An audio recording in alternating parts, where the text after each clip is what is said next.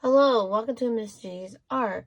Today we learn about Claude Monet, and we're going to do our own Claude Monet's landscape of his bridge, as in his garden. So today you will need some colors, so crowns, markers, or color pencil, and a piece of paper. The first thing we'll do, we're going to draw his bridge. You're going to decide what color do you want your bridge. It could be any color that you like. I'm going to choose brown for mine, but you can always do yours a different color. We will draw a nice rainbow line across our paper for our bridge. Go from one side to the other side. You're going to scoot a little bit below and do the exact same line. And now I'm going to do some vertical lines. For like the railings for the bridge. It's up to you how many you want to draw. You could draw them really close or really far away.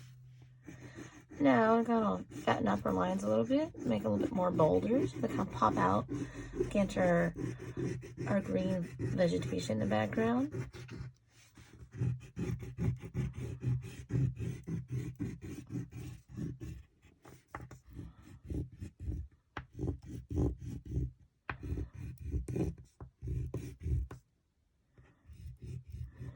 Next we're going to create a shadow for our bridge. Just choose a darker color than your bridge. So since I did brown, I'm going to do probably a black. But if you choose like a pink bridge, maybe a nice purple color, or is it blue? Maybe a darker blue. But you get to pick any color for your shadow. And it's going to be like a L shape going on top and a side. I'm going to do the top and the right side with all of them in our little boxes. If you want to do just the top and the left side, that's okay. Just make sure that all go in the same direction.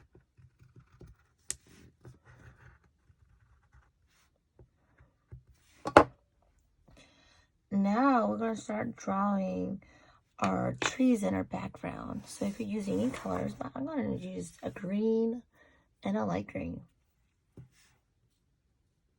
I'm going to use like a swirly motion. Go all over because our trees will be up in the high and the water will be in the below. You can make yours really small, make it bigger. I'm also going to do my trees inside the little square windows of the bridge.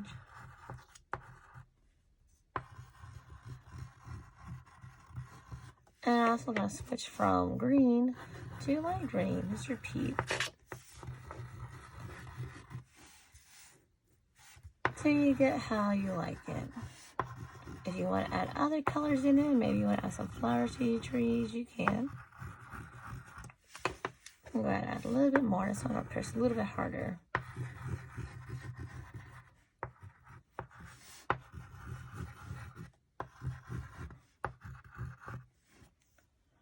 And now I'm going to the left side. I want to add some vines. So we're going to use our wavy lines.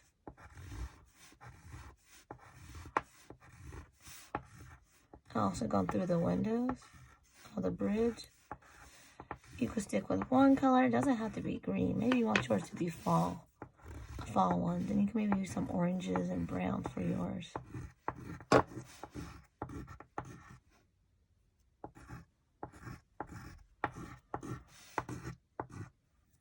And we'll do some more lines for our middle of our bridge. So these you can stick with the greens, or maybe you want to choose a different color. I'm going to do a little bit of blue-green. Mixed with some more of my green. Of course, you can always change your own colors. You do not have to do the exact same colors as mine.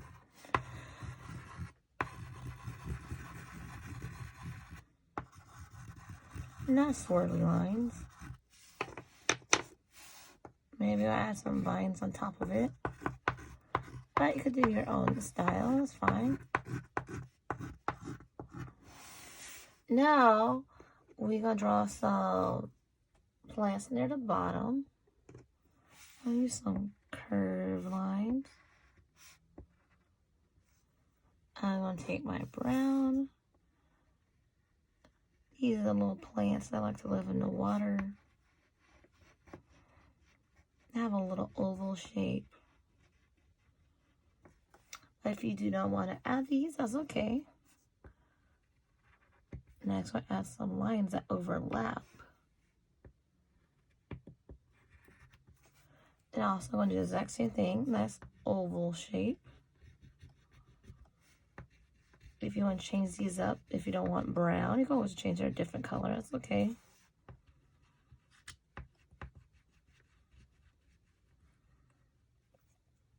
Now I'll go back with my lighter color and I'll add some grass.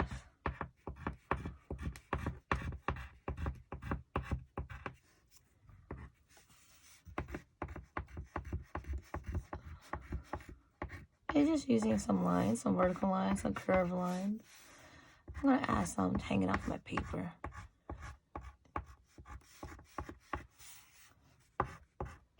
And give it an illusion or we're right in the middle of the pond, kind of peeking in. Now we're going to draw our water lilies.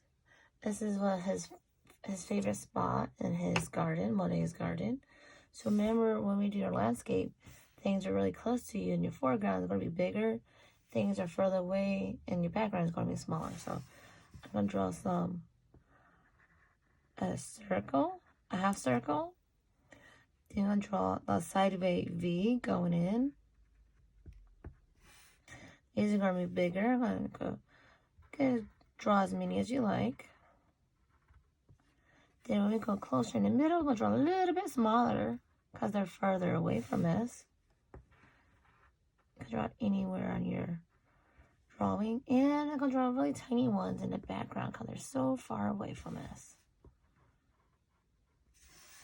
And you get to pick how many water lilies you want.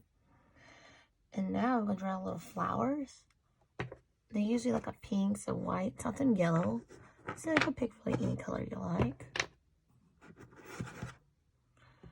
So remember, these are since closer, they're going to be bigger. So I'm going to draw a nice U shape.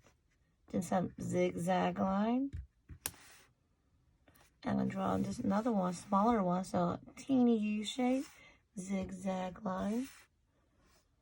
I'm just going to switch colors. I'm going to do lots of different colors. But you get to pick your own water lilies. Just remember, go big to small.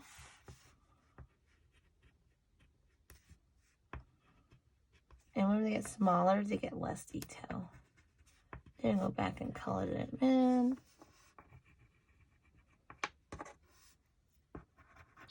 Remember, try staying in your lines.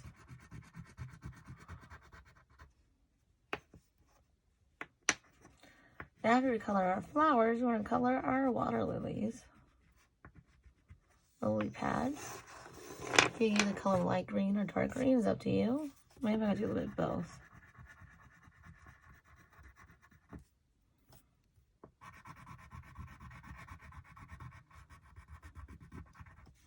You keep on coloring. You put next step will be your water to create a nice color. Remember, try to color in the same direction. Make our artwork more neater, get some more craftsmanship. So how I color mine in one way. I had lots of different shades of blue. I used about 3 shades of blues, but you can stick with one. It's okay. So it kind of gives you a blending effect for our Monet's bridge. Hope you have fun.